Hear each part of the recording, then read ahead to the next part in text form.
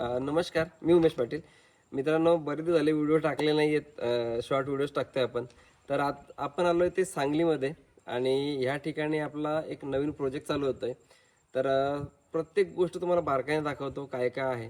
ठीक आहे, तर आता कंटिन्यू करा, तुम्ही दाखवतोय. इकडे गेट आहे आणि ह्या ठिकाणी अशी एंट्री आहे. ह्या ठिकाणी हायड्रोफोनिकचा सेटअप आहे, आजूला बेडचा हिशोब आहे. इकडे जे आहे हे ट्रेनिंग हॉल असणार आहे. तर कोल्हापूर किंवा मग सांगली किंवा मग अजून बाकीच्या आता या लोकांना पुणे असो किंवा पालघर असो किंवा नाशिक असो इकडे यावं लागतं आणि खूप लांबचा प्रवास असतो. तर ना थोडंसं बरं पडेल, महिन्यातून एक ट्रेनिंग आपल्या इकडे होणार आहे. ठीक आहे. आणि हा पूर्ण स्पेस असा आहे. इकडे जे काही लोक येतात, व्हिजिटला येतात, तर त्यांना आपण इकडे बाकीच्या गोष्टी चर्चा काय असतात ते इकडे होऊ शकतात. डायरेक्ट पक्षांशी संपर्क न येताना त्या गोष्टी करता येतात. ठीक आहे. इकडे आल्यानंतर इकडे बघू शकता, इकडे मेन एंट्रन्स आहे.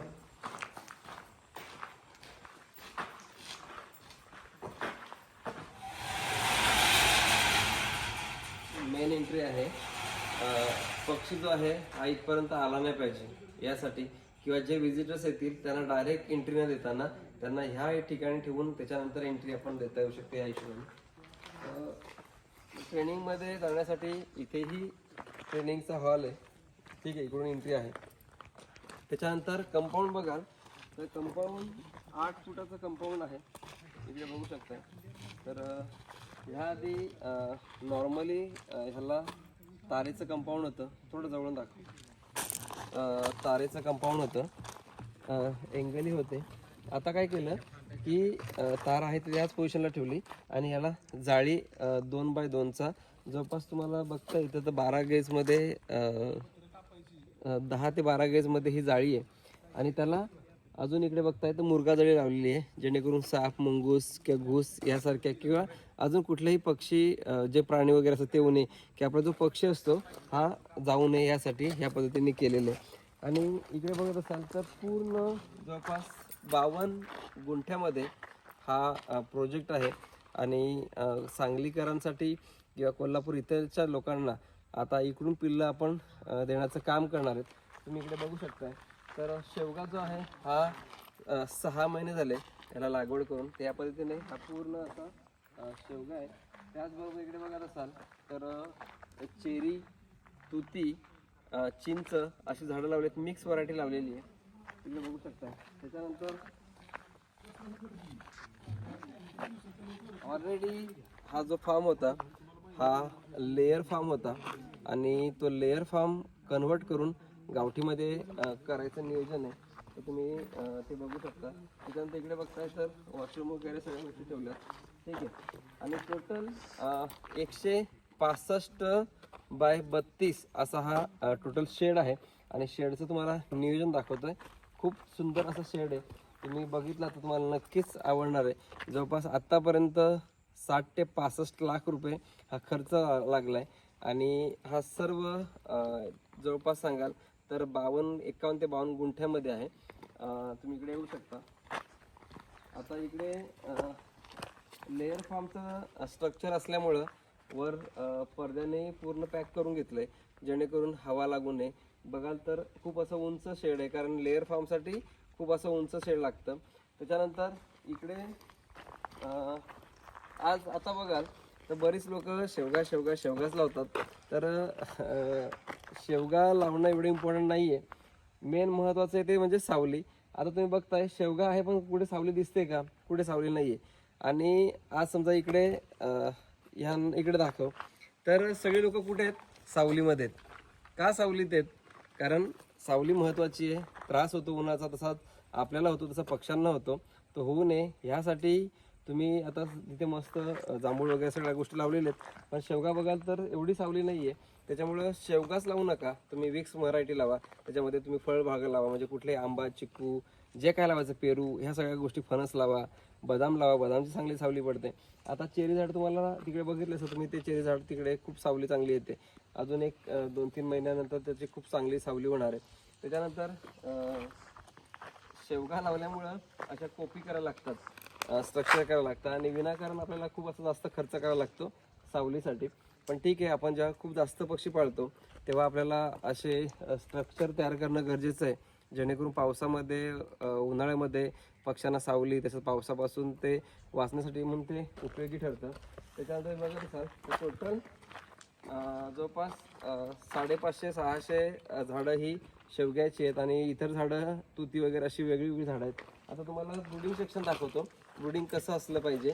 त्याचबरोबर इकडे मंडप बघत असाल तर टोटल मंडप हा जवळपास 140 फुटाला मंडप टाकलेला आहे आणि ह्याच्यामध्ये फायदा असा असतो की सावली तयार होते, पक्ष्यांना पावसामध्ये बाहेर राहता येतं, कारण आपला पक्षी सतत हा बाहेरच असतो, म्हणजे दिवसामध्ये पाऊस असो, ऊन असो, हिवाळा असो, कसलाही ऋतू असो, तो जसं पाऊस आला की पक्षी ह्या मंडपच्या ह्या ठिकाणी येणार आणि याच्यानंतर पाऊस संपला की पुन्हा तो तिकडे जाणार. तर सगळ्याच पक्षी शेडमध्ये जात नाही, काही पक्षी आतमध्येच राहणार आहे.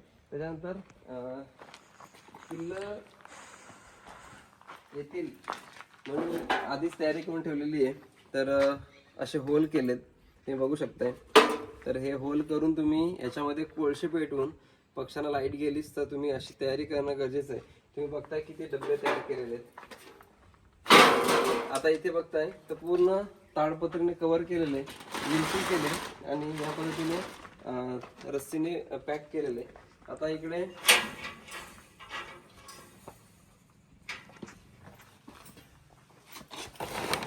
हा जो आहे हा ब्रूडिंग रूम आहे. 80x32चा ब्रूडिंग रूम. तुम्ही ब्रूडिंग बघू शकता कशा पद्धतीने केलेली आहे. तर टोटल ही ब्रूडिंग इथे केलेली आहे आणि तुम्ही बघू शकता या पद्धतीने तुम्ही ब्रूडिंग करणं तुम्हाला गरजेचं आहे. खाद्याची भांडी, पाण्याची भांडी, तुम्ही बघू शकता पाण्याची भांडी. ठीक आहे, पाण्याची भांडी तुमच्याकडे असणं गरजेचं आहे. 100 पक्ष्यांना 2 भांडी तुम्हाला लागतात, त्याचबरोबर खाद्याची भांडी लागतात. तुम्ही इकडे बघू शकताय तर अशी खाद्याची भांडी असणं गरजेचं आहे. ठीक आहे, तर हे तुम्हाला खूप असं गरजेचं आहे. तर इथे बघताय तुम्ही तर टोटल हा ब्रूडिंग रूम आहे. याच्यामध्ये एका टायमाला 10,000 पिल्लं आपण ब्रूडिंग करू शकतो, एवढं मोठं ब्रूडिंग आहे. त्याचबरोबर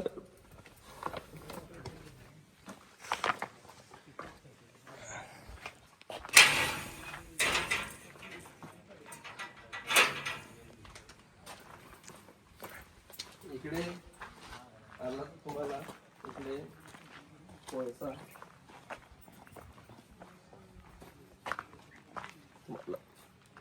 कोळसा दिसतोय. हा कोळसा ब्रूडिंगसाठी वापरला जातो किंवा तुम्ही गॅस ब्रूडर जर हे ऑप्शन असतो तो वापरला तरी चालतो, कारण कोळसा खूप महाग पडतो आपल्याला, पण कोळशाची हीट चांगली राहते. गॅस ब्रूडरचा दुसरा फायदा असा असतो की गॅस ब्रूडरमध्ये कुठल्याही प्रकारचे गॅसेस होत नाही, याच्यामध्ये धूर होतो आणि पक्ष्यांना त्रास होऊ शकतो. तर इकडे जे दुसरं शेड आहे, म्हणजे एकच शेड कंटिन्यू शेड आहे, तुम्ही इकडे बघू शकता. आता इकडे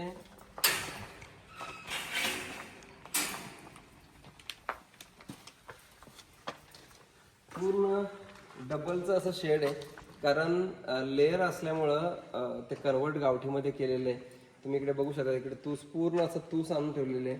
ठीक आहे, आता लोखंडी पाईपचं स्ट्रक्चर करणं इकडे चालू होणार आहे आणि हे पूर्णच्या पूर्ण गोष्टी इकडे बघायला मिळणार आहेत तुम्हाला भविष्यामध्ये ट्रेनिंग असली तर. म्हणजे पुढच्या काही 1-1.5 महिन्यामध्ये इकडे ट्रेनिंग आपण चालू करणार आहे. ठीक आहे, या पद्धतीने असा शेड बघू शकता, असं पूर्ण दाखव शेड.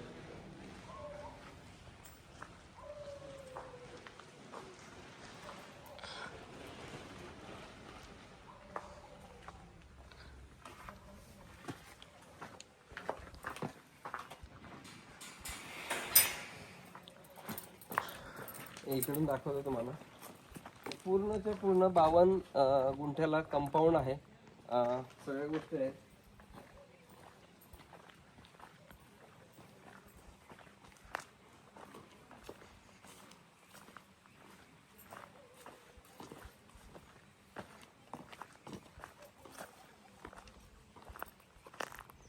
इकडून पुढे आजोलासाठी बेड वगैरे आहेत, या दाखवतो. इकडे बघा तर तुम्हाला जांभूळ आहे, शेवगा आहे, हे सगळं लागवड केलेली आहे. ठीक आहे,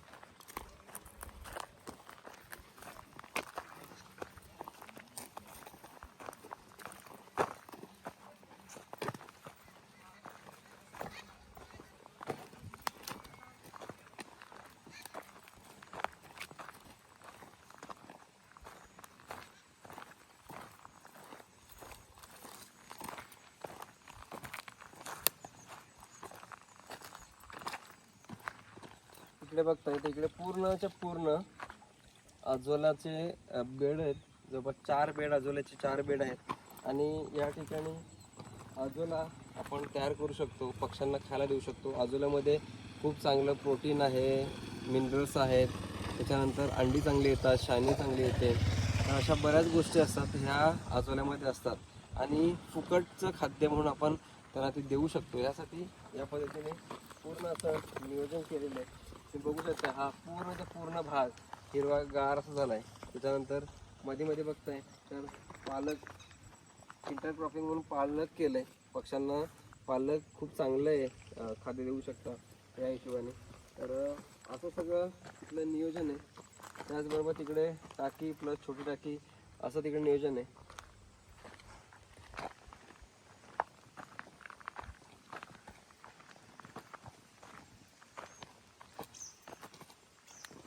इकडे बघत असाल तर चिंच वगैरे ह्या सगळ्या गोष्टीचं नियोजन इकडे केलेलं झाडांचं. ठीक आहे. आणि इथे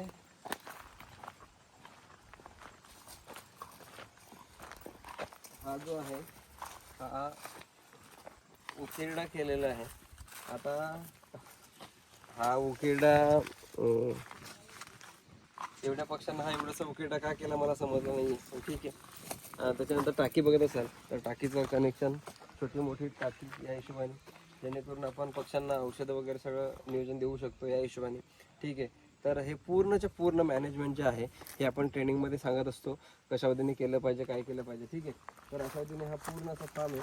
तर आता आपण सरांशी भेटून बोलूयात नक्की काय सरांचं नियोजन आहे आणि किती पक्षापासून आणि किती पक्षी ठेवायचे हे सर्व बघूयात.